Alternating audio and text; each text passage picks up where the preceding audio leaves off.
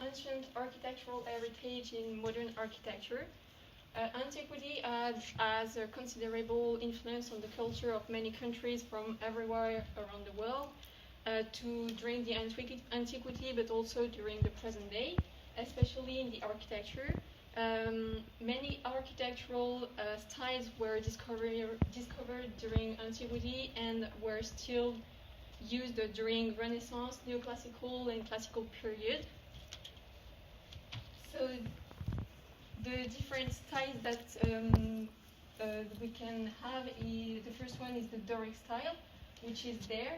It's the oldest one, and it's composed of a capital, and it's a very simple design and used for imposing monuments, for example, the Parthenon in Athens.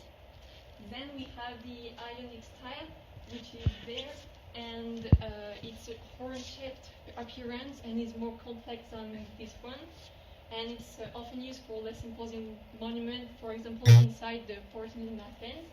Then we have the Cremation Style, which is there. So this is the most recent one, and it's the most ornate. As you can see, it's decorated with vegetable forms. It's an acanthus, which is a Mediterranean plant with cut leaves. So this is used for smaller buildings. So these three orders were invented by the Greeks. And then we have the Tuscan Hoarder, which is there. It looks very similar to the Doric styles, and it's very simple with a lack of ornamentation. And then we have the Composite Order, which was invented by the Romans, and it's a mix of the three great orders. So the Doric one, the Tuscan one, and the Corinthian one. And we have the Caryatides, which are statues of young women and are in the columns. You can still see them in some streets of Paris. So they can be easily identified by observing the columns, but also the capitals, and to recognize antiquity architecture, but also the architecture of Renaissance, Neoclassical, and Classical time, because they will use it after. So as you can see, this is an anti-blader. It's composed of a cornice, a frieze, and the architrave, which are the main features of the temple, Greek temple. So these styles were discovered during Renaissance and Neoclassical. So now I will talk about the Renaissance. So at the beginning of the 15th century, a movement of artistic and architectural renewal appeared in Florence and spread to Italy and then all Europe. So with the rediscovery of the only treatise about architecture by Vitruve, that the antique culture was rediscovered. The architecture of Renaissance belongs to the antique orders, Greco and Roman. So they use the vaults, they use the domes, the pediments, the columns, the pilasters, the symmetric plans. And as you can see there, this is an example, the temple of Bramante in 1502. So as you can see, there are 16 columns and a dome at the top. This is in Rome. So in the 16th century, Michelangelo used more freedom from the ancient architecture. Therefore, it's a step forward the Baroque. The Baroque architecture used the rediscovering of the Renaissance, but also new innovations.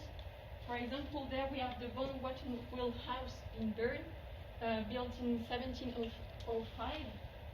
As you can see, it's composed of pilasters, the base of pediment, but also new innovations.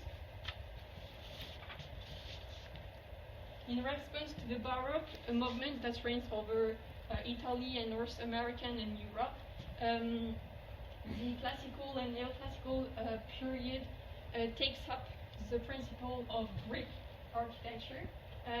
They use this architecture more simpler, and also their characteristics are the imposing buildings, as you can see there, the temple's facade, the entablature, the columns, the symmetry, and also the austerity, which are the most important values in the architecture of the antiquity. So for example, there we have the Vir dynasty capital built in 1619. We can find columns, pediment, and there we have the Brandenburg Gate in Berlin and built in 1788, and there are columns and also the entablature. So in the 20th century, the architecture still used antiquity architecture.